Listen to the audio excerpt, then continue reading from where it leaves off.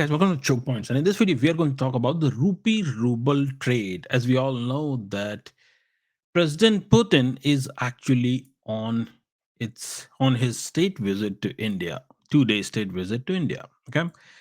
And over there, um, there was a talk that India and Russia have figured out a way to completely bypass any third party currency for the trade between India and Russia in national currencies. Now, for those who historically know what exactly has been happening, is that after the sanction in 2022, India Russia trade basically went into the, the national currency format, right? But still, they were using the US dollar for currency exchange. But as the sanctions tightened and uh, things started to get a little bit hard, so it becomes expensive. It became expensive for India and Russia both to actually deal with that exchange rate. And in fact, this is normally there is a surcharge on determining that sort of exchange rate when you use some third party currency. Okay. And US dollar basically acted as a benchmark for exchange rates and settlements. All right. Now, this actually created a problem. It creates a structural vulnerability in your whole entire financial infrastructure. Any dependence on any third party currency, regardless of what currency it is, not just about the dollar. So that creates a problem. That's just not a good thing, because then it defeats the whole purpose of trading in the national currencies. Okay. Now, so trade imbalance were completely magnified, okay, because of the dollar-based settlement systems, okay, and payments were basically exposed what to U.S. sanction mechanism. So, um, what exactly I'm trying to say is that India and Russia's trade, that rupee and ruble trade, was somehow, in a way, it was anchored to the dollar, even though they didn't want it, but it was okay. Now, at this point, after his visit in a interview, he said that they had now the India and Russia trade is 80%, 80 to 90% of the trade is in national currencies, and they have uh, come up with a mechanism. They have agreed upon a mechanism to bypass the dollar completely. Now, in this video, I am going to explain what that mechanism is. Okay, see, why I'm saying is, you have to understand this. First of all, you have to understand why it's important, because it's nobody talks about it. Okay, President Putin has never mentioned it. What exactly the mechanism is, Prime Minister Modi has never said. But when you go do research on Google or wherever, you hear Nostro and Vostro accounts. That's the talk you hear. Okay, but Nostro and Vostro accounts are the payment systems. All right. That, yeah, this is how we are going to make the payments. But question is that how Nostro and Vostro accounts really determine the exchange rate between the two countries for the final settlement. That's what I'm going to talk about in this video. So stay with me till the end. Please do like and subscribe. It's not going to be a very long video, but it's going to be a very informative video, because it's going to be more like a lesson in the exchange rate and how the commodity, why BRICS is actually important, why lots of other things that are being done within the BRICS bloc and other countries are doing for their economic sovereignty, why those things actually matter. I'm going to explain all that to you in this video today. Okay, with this one use case, this example, so you will understand exactly whatever goes on around us. Okay, around us, whatever goes on, all that matters. All right, that's what geopolitics is all about. You have to understand those things that happen around us. Okay, so stay with me. Let's go, let's get started. And first of all, as usual, I am going to share my slide. All right, so give me a second. And And here we go. So this is what it is. India and Russia no longer need a third currency as a reference point between Indian rupee and ruble trade. Saberbank's CEO, he said that over 80% of payment settlements are taking place in less than 10 minutes, as opposed to more than several weeks some years ago. It was taking several weeks. Why? Because it was taking several weeks because this was the payment system. Nostro and Vostro was a payment system. It wasn't the settlement system. You have to understand this. Okay. And settlement was settlement still required the exchange rate. So whenever they send some information, so the third party banks that were determining all these things, the exchange rates and all, they would delay these things on purpose. Okay, they do it on purpose to discourage this type of trade. All right, you have to understand these mechanisms. Now, so what's happening here? We are going to talk about India Russia exchange corridor. India and Russia have established a direct Indian rupee ruble quotation system. All right, Russian banks hold Indian rupee accounts in India, meaning that Indian, so Nostro and Vosto system. All right, now what happens is the Russian bank basically create bank accounts in India that hold Indian rupees. Same way Indian banks open accounts in Russia, okay, in their branches. Basically, in their branches, they create ruble accounts, okay. And Indian banks, as in like all these Indian banks, lots of Indian banks are there in Russia. So all the Indian companies, what they do is that they open their accounts in these Indian banks to hold ruble. All right. Now, and nothing, no Western bank is basically involved in this whole process. All right. Now, bank is also a business, you have to understand. So bank is all, since bank is also a business, so banks can also open their branches or open their accounts. All right. So that's what they do. So Indian banks open a ruble account, and Russian banks open rupee accounts in India, like that. Okay. So Russian banks, whatever, if like Russian company wants to do something in India, they just go to the Russian bank, take the rupee and do the trade. All right. The rupee, how the Russian bank gets that rupee? Russian bank gets the rupee by whatever India imports from Russia. That rupee goes into that Russian bank. All right. Now, still, you have to understand. Still, how does this Russian bank knows that how much? What is the rupee ruble equation here? Why? Because if India is buying oil, hmm, then India is making payment in, let's say, rupee. But how does bank know that, okay, this is how much ruble it's gonna be? And that's what I was talking about earlier. All right. Anyways, let's get back to the point. Now, so trade in oil, defense, nuclear components, fertilizers, machinery is now priced directly in Indian rupees and ruble. How is that even possible? Hmm? The corridor eliminates the US dollar exposure and reduces sanctions risk. And stable central bank frameworks support predictable currency flows. Complementary trade volumes sustain bilateral exchange rate. Now, see, trade in oil, defense, nuclear components, fertilizers, and machinery is now priced directly in Indian rupee and ruble. Russia has actually supplied the uranium, the fuel for India's nuclear reactors, just the newly built reactors. Okay, they have just supplied that. Then India is working on Su-57E deal. They are going to okay that.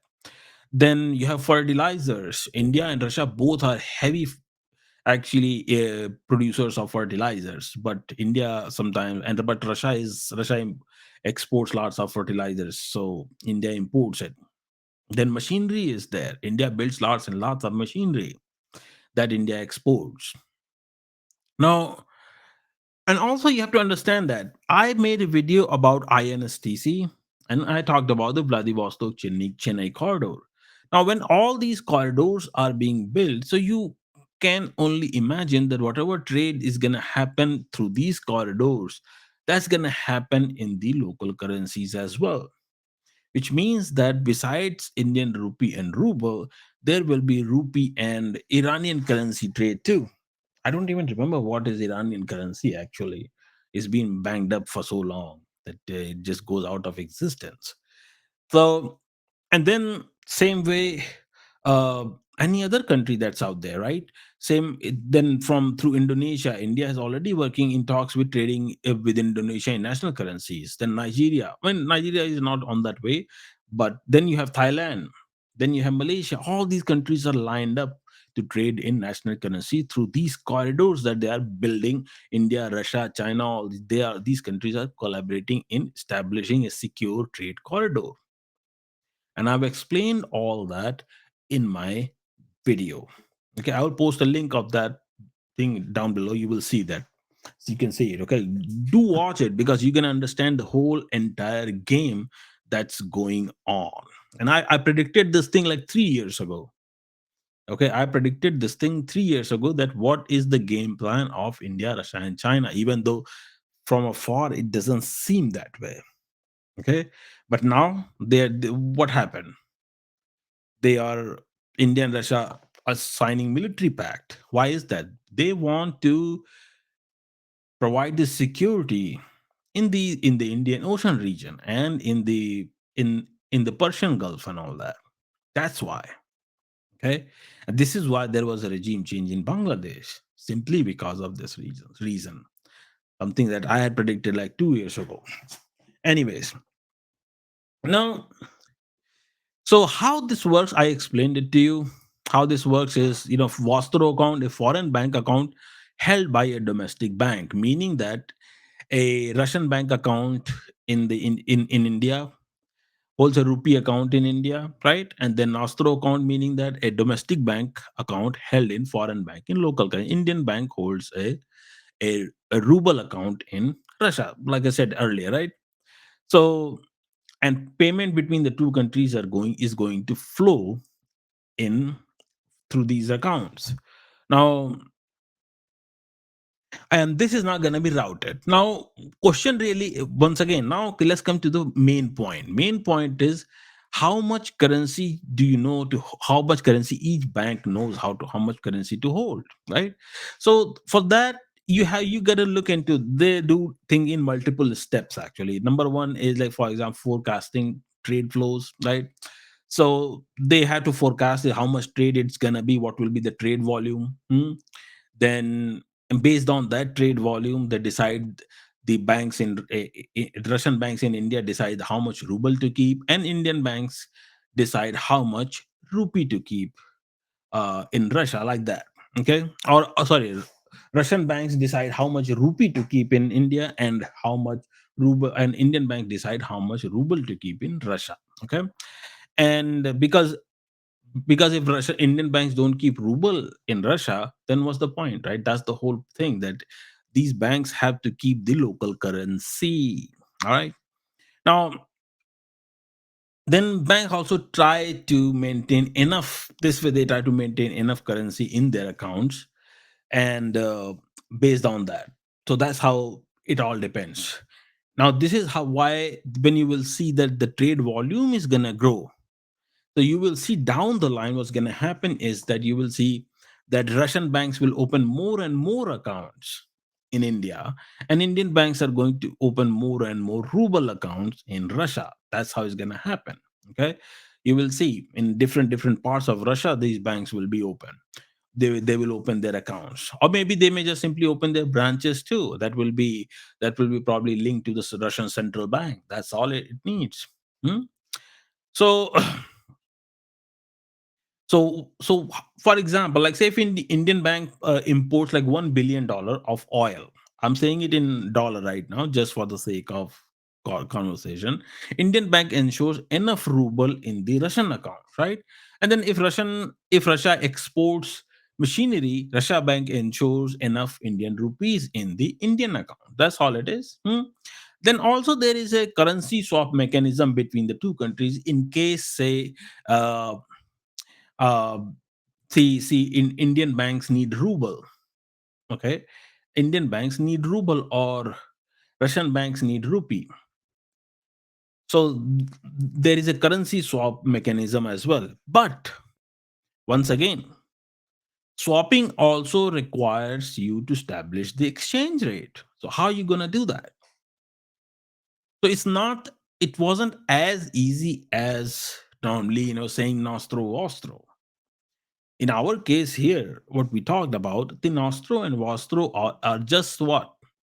Basically the payment mechanism, but overall you need payment and settlement mechanism, and settlement mechanism will put in place only if there is an exchange rate properly determined, right? A stable exchange rate, that is not a volatile exchange rate. You need a stable exchange rate or pretty close to stable exchange rate that's not going to be impacted by any third party currency fluctuations, okay? Especially current, considering the given the current state of economy, the global economy, the way it is, right? So how are we going to establish this now? I'm going to, and I did this calculation today. Actually, I was just sitting out like, okay, let's see what exactly could this be. Okay, so now I'm going to give you a lesson on oil pricing. Okay, now let me explain this to you. What if I say that when petrodollar can exist, then petro ruble can exist too, because at least petro ruble it can exist because Russia has oil, and petrodollar is basically done by Saudi Arabia and all these OPEC countries, right? That's what the whole petrodollar system came. Petrodollar has nothing to do with US. I mean, yes, US did establish it, but petrodollar, US asked these OPEC countries to do so. You have to understand this. When technically US barely imports 10% of oil from Saudi Arabia, and that's about it. That's because Saudi Arabia's crude is heavy crude. It has a diesel, more diesel. So this is why if you notice that in American market, diesel is more expensive than the gasoline or say petrol. Whereas in Indian markets, diesel is cheaper and petrol is expensive. Why? Because India imports heavy crude from Russia and Saudi Arabia and all these countries, okay, or UAE for that matter. Okay, these crudes are heavy. So now you understand why. Okay, now let's talk about oil price anchor. So how Russia actually determines the price? So Russia determines the price. There's thing called break even price. Okay, break even price for each country that produces oil. So the break even price is sort of, I would say, some countries actually take their GDP into account as well into the calculation, in the final pricing, whereas other countries like US, the Permian basin, they don't. Okay, so break even price is basically the price at which oil needs to be sold so that the drilling companies can break even.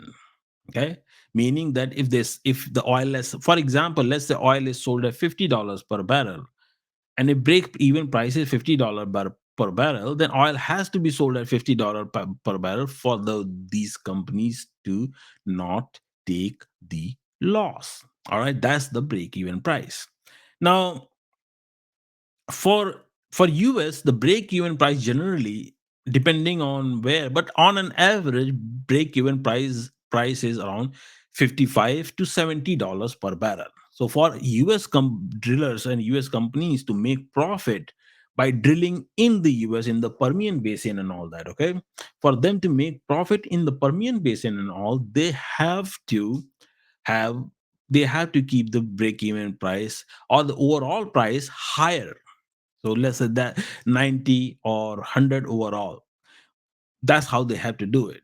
But but the problem is that all these American oil companies, okay, American oil companies are not part of the OPEC. Their oil pricing is not controlled by OPEC.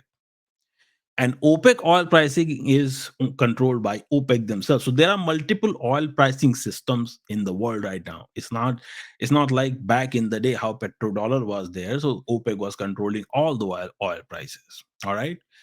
After Russia basically said that Russia bailed out of all this whole G7, all the system, since then, Russia's Ural oil pricing is completely different from OPEC, and OPEC's oil pricing is completely different from your Permian.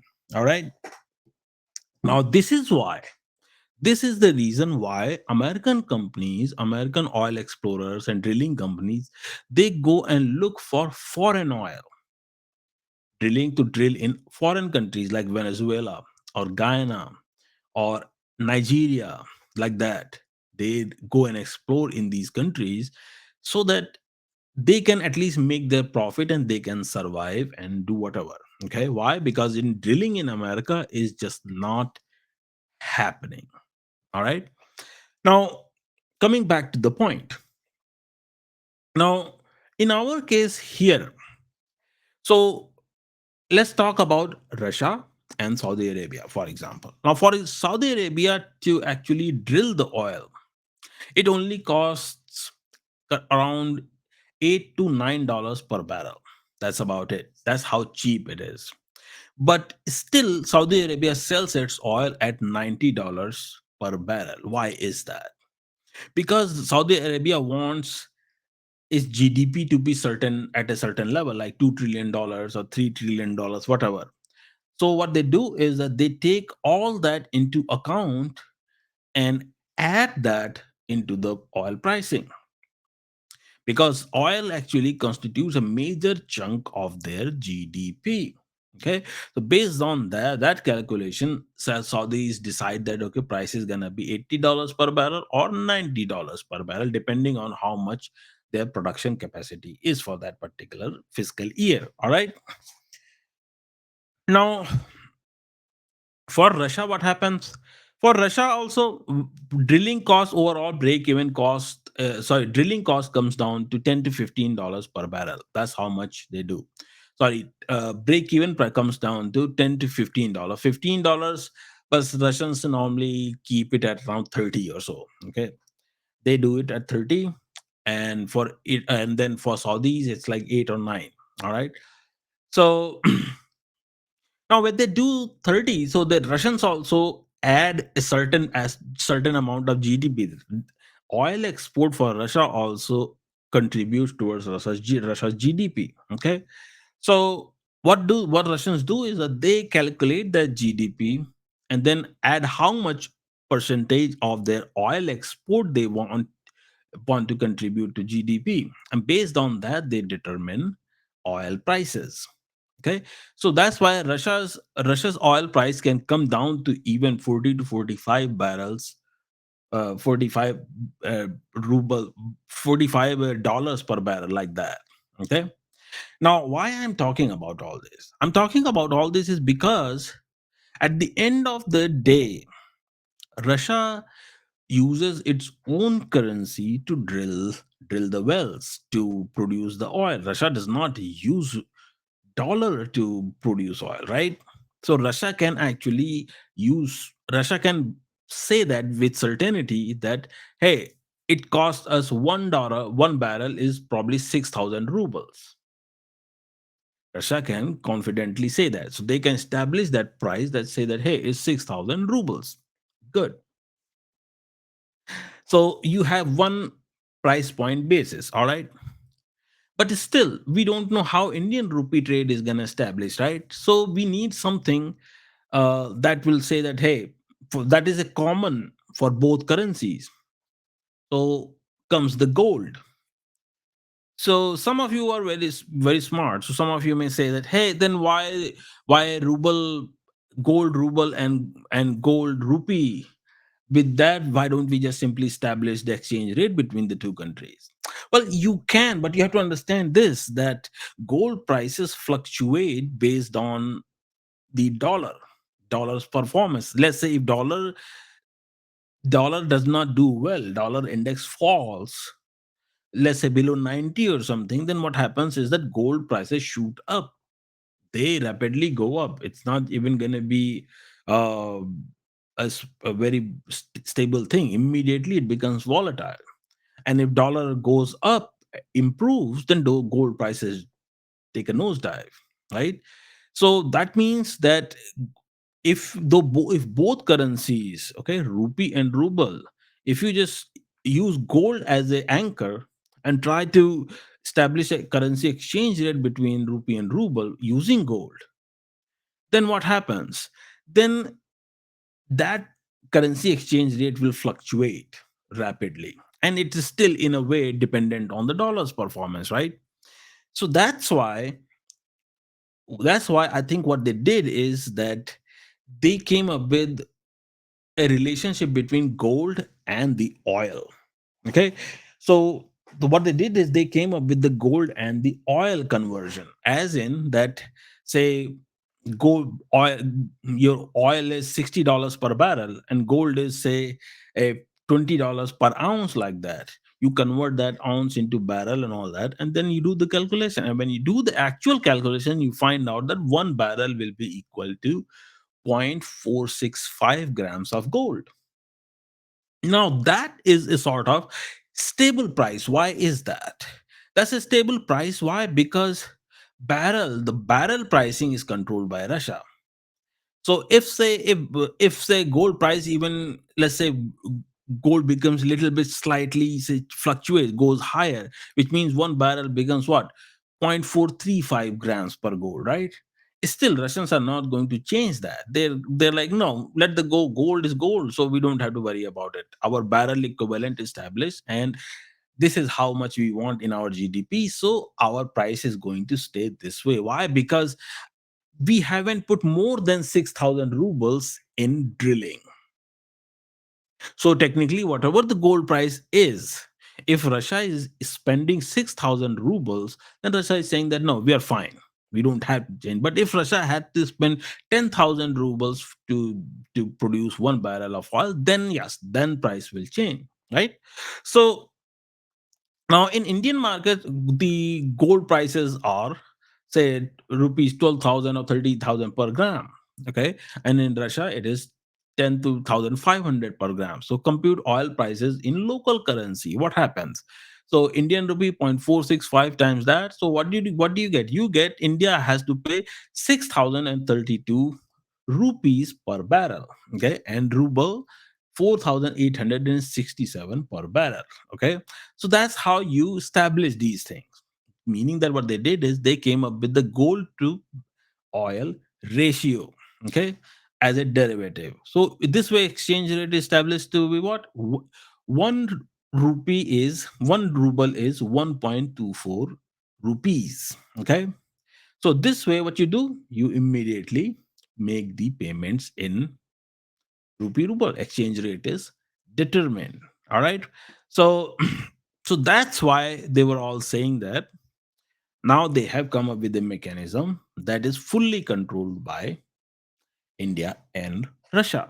All right, now uh, so what is the geopolitical consequence of it? The geopolitical consequence of is very simple, actually. That first it was sanctions, then it was tariffs. Okay, countries don't play games like that. When you start to unnecessarily throw tariffs, I mean, if you're being reasonable, your reasoning is that hey, India applies tariffs on us, we will apply equivalent tariffs on India. Fair enough. But if you're going to apply tariffs, why? Because India is buying Russian oil. How is that even justified?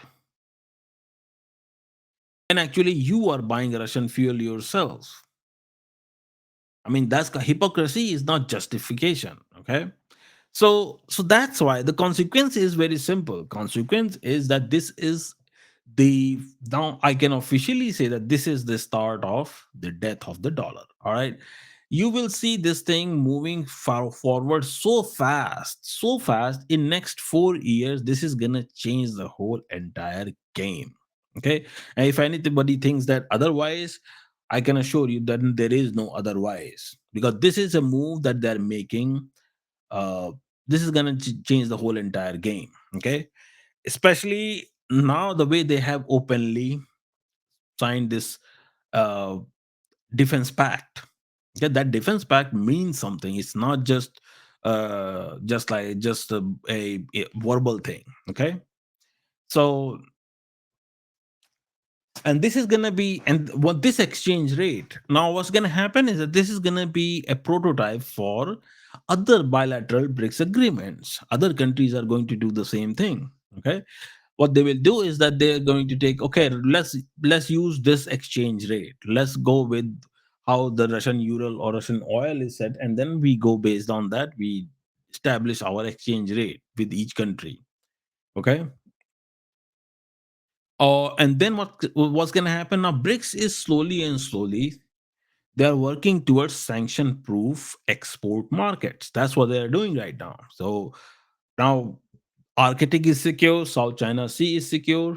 Now your Indian Ocean is secure. Now, if you notice that, yeah, India and China may have their reservations, they have their border issue, they had their border issues, but Chinese never say create problem when from through the Vladivostok Chennai corridor.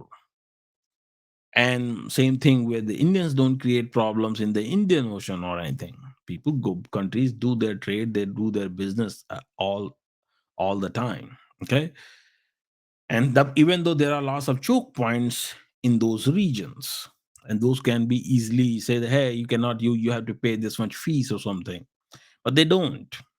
All right. So what's going to happen next is that you will see more and more trade in national currencies. Okay, more trade in national currencies, more exchange rate determinations, and slowly and slowly, this is not going to be, see, there will be no de-dollarization. Okay, de-dollarization is sort of a very confusing term.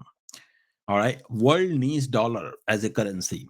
Okay, everybody needs dollar, everybody needs other currencies, euro and all that. Okay, US is a $28 trillion economy. You just cannot go and blindly say that, yeah, we are done. That's just not even a realistic approach. But what's going to happen is that right now, since there are almost top 30 or top 40 economies, if you go look at the data, okay, you'll find that top 40 economies, let's say I exaggerate a little bit more, then top 50 economies of the world actually hold the 95 to 96% of the dollar reserve. Rest 4% goes into 100, is distributed among 140 countries. Imagine that. That's how dense the dollar trade is.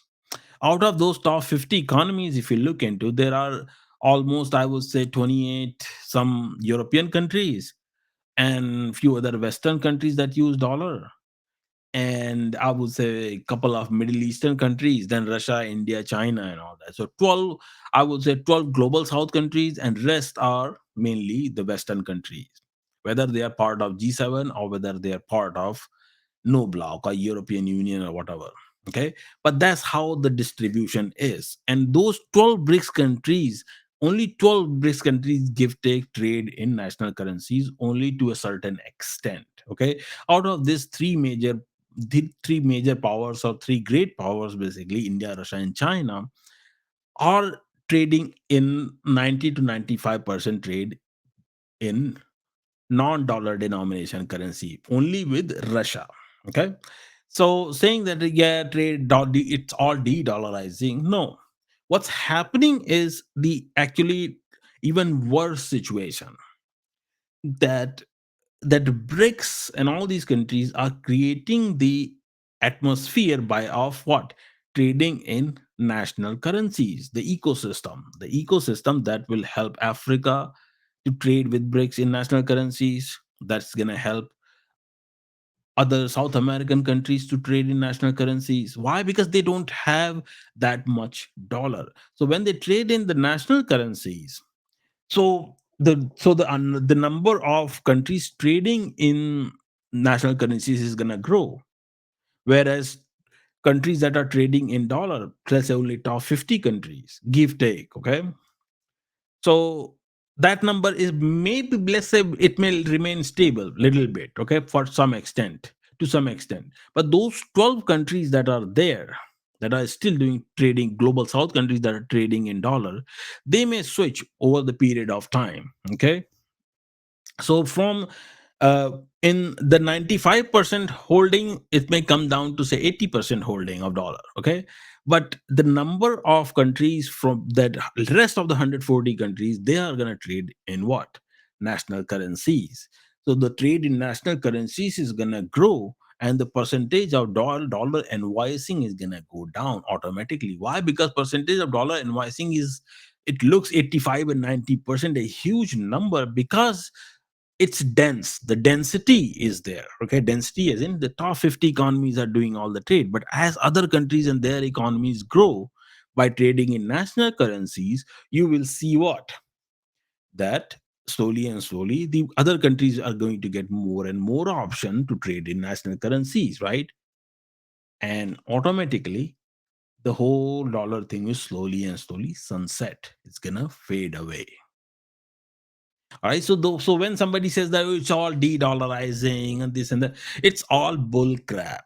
People who don't understand how dollar recycling works, how many countries actually hold the dollar, they say all those things. They just found this word de-dollarization, so they keep rambling about it.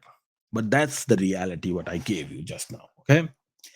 So so trading in national currencies is even more dangerous and more, I would say, it's worse for dollar than actually de-dollarization itself. Okay, so you will see that thing happening over the period of time. Okay, now now I also said at the start of the video that there are lots of things that are happening around us that we should know why they are happening, and if there is a relation. Okay, for example, that Russia has established its own gold exchange, India has its own gold exchange, Africa has its own PACM, Pan African Currency Market, where they determine the currency exchange rate for African countries. This is why Russia has gold exchange rate, because Russians figured that they can actually figure out the petro ruble, and then they can just use dollar and ruble, petro ruble as an anchor and establish a currency exchange rate. Hmm? Then also we talked about that, how the trade corridors are being locked down and how they are actually making all these trade corridors that are secure. That's happening around us is because they want to ensure the security of those corridors so that their there can be uninterrupted trade. You know how just we just saw that in Mediterranean Sea, right? Some Ukrainian drone actually took out the two oil tankers. Turkey was pissed about it. Hmm? So, and then you also notice that um, your grain exchange rate is there too. Then there are crypto markets that these countries are actually utilizing as well. Even though right now crypto is down, but it's gonna come back. It's gonna come back. You will see. Next year, I think there will be more crypto simply because that US is about to print money in January. So when they're going to print money, that they are going to actually peg lots and lots of things in crypto. Okay, so that they don't have to consume dollar domestically. Okay, so so this is why I say the lots of things that happen around us, they are all interrelated. The oil pricing, gold exchange rates, they matter because of price determination and all that, right? So this is what it is. All right. So I hope you guys learned something. I hope you guys enjoyed the video. Please do like and subscribe, and I will talk to you guys in another video. Take care.